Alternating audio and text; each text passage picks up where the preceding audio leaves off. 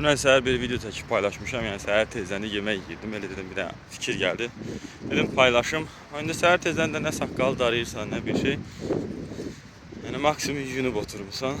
Oradan da 1000 dənə komment yazdılar. Ay sənə baxanda iştahım küsür, yemək yeyə bilmirəm, nə bilim bu nə saqqal. Elə bil mən Netflix kanalı zadıyam, mənə baxanda mənə baxa-baxa yemək yesinlər. Neyse sözüm ondadır ki, sözüm ümumiyyətlə onda deyil.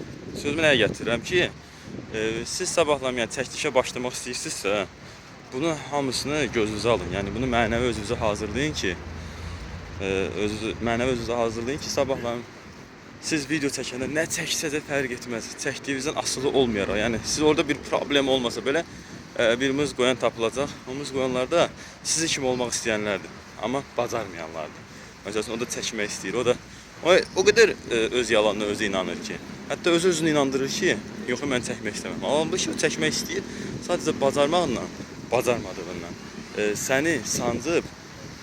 İstəyir ki, sən də o işdə nə çəkəsən və sən də eləməyəsən. Çünki özü bacarmır.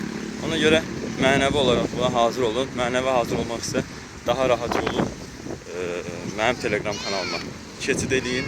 Orada inşallah bu haqda danışacağam. Yəni sərbəst şəkildə başlayasınız. Əssalamu aleykum.